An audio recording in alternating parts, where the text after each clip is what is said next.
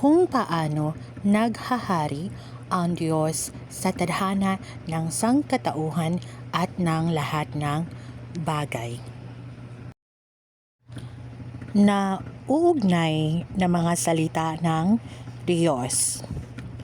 Sa kalakhan ng sansinukob at ng kalangitan, di mabilang na mga nilikha ang naninirahan at nagpaparami, sumusunod sa batas ng siklo ng buhay, at sumusunod sa isang tuntuning hindi nagbabago. Yaong mga namamatay ay tinatangay ang mga kwento ng mga buhay. At yaong mga buhay ay inuulit ang parehong kalunos-lunos na kasaysayan ng mga pumanaw na. Kaya nga, hindi maiwasan ng sangkatauhan na tanungin ang sarili. Bakit tayo nabubuhay? At bakit kailangan nating mamatay? Sino ang nag-uutos sa mundong ito? At sino ang lumikha sa sangkatauhang ito? Tunay bang nilikha ng inang kalikasan ang sangkatauhan? Tunay bang nasa kontrol ng sangkatauhan ang kanyang sariling kapalaran? Ito ang mga bagay na walang tigil na itinatanong ng sangkatauhan sa loob ng libo-libong taon. Sa kasamaang palad, habang mas nasa sa isip ng tao ang mga katanungang ito, mas nagkakaroon siya ng pagkauhaw sa siyensa. Handog ng siyensa ang panandaliang luguran at pansamantalang kasiyahan ng laman. Ngunit hindi sapat upang palayain ang tao mula sa pag-iisa, kalungkutan at halos di maitagong takot at kawalan ng magagawa sa kaibuturan ng kanyang kaluluwa. Ginagamit lamang ng sangkatauhan ang kaalaman sa siyensa na nakikita ng kanyang mata at nauunawaan ng kanyang utak upang gawing manhid ang kanyang puso. Gayunmay, hindi sapat ang gayong kaalaman sa siyensa upang pigilan ang sangkatauhan sa pagsisiyasat sa mga hiwaga. Hindi lamang alam ng sangkatauhan kung sino ang pinakamakapangyarihan sa sansinukob at sa lahat ng bagay, lalo na ang simula at hinaharap ng sangkatauhan. Ang tao ay nabubuhay lamang ng sapilitan sa gitna ng batas na ito. Walang makakatakas dito at walang makakapagpabago rito, sapagkat sa lahat ng bagay at sa kalangitan ay isa lamang ang nagmumula sa walang hanggang walang hanggan na nagtataglay ng taasang kapangyarihan sa lahat. Siya yaong hindi pa nakikita ng tao kailanman, yaong hindi pa nakikilala ng sangkatauhan kailanman, na kung kaninong pag-iral ay hindi pa napaniwalaan ng sangkatauhan kailanman, gayunmay siya ang nagbuga ng hininga sa mga ninuno ng sangkatauhan at nagbigay ng buhay sa sangkatauhan. Siya yaong nagtutustos at nangangalaga sa sangkatauhan, na nagpapahintulot na siya ay umiral at siya yaong nakagabay sa sangkatauhan hanggang ngayon. Bukod pa rito, siya at siya lamang ang inaasahan ng sangkatauhan para sa kaligtasan. Siya ang nagtataglay ng kataas-taasang kapangyarihan sa lahat ng bagay at namumuno sa lahat ng nabubuhay sa sansinukob. Siya ang nag-uutos sa apat na panahon, at siya ang tumatawag sa hangin, nagyelong hamog, niyebe at ulan.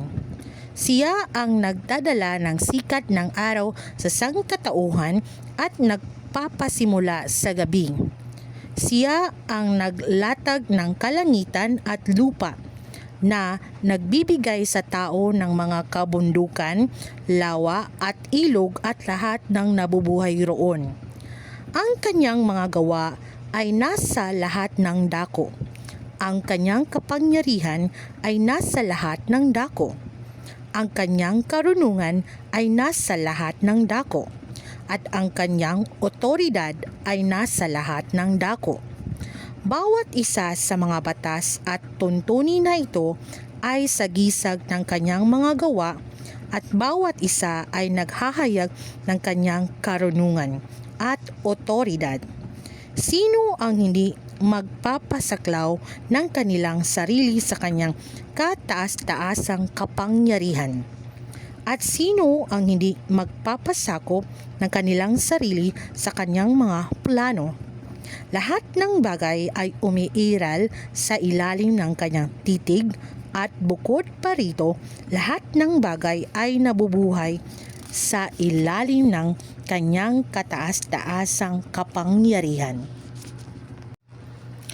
Ang kanyang mga gawa at kanyang kapangyarihan ay nag-iiwan sa sangkatauhan na walang pagpipilian, kundi kilalanin ang katunayan na siya ang totoong umiiral at nagtataglay ng kataas-taasang kapangyarihan sa lahat ng bagay. Wala maliban sa kanya ang makapag-uutos sa sansinukob, lalong walang makapaglalaan ng walang katapusan para sa sangkatauhang ito. Nagagawa mo mang kilalanin ang mga gawa ng Diyos at naniniwala ka man sa pag-iral ng Diyos, walang duda na ang Diyos ang nagpapasya sa iyong kapalaran, at walang duda na palaging tataglayin ng Diyos ang kataas-taasang kapangyarihan sa lahat ng bagay. Ang kanyang pag-iral at otoridad ay hindi nakasalalay sa kung sila ay kinikilala at naintindihan ng tao o hindi. Siya lamang ang nakakaalam ng nakaraan, kasalukuyan at hinaharap ng tao. At siya lamang ang maaaring magpasya sa kapalaran ng sangkatauhan.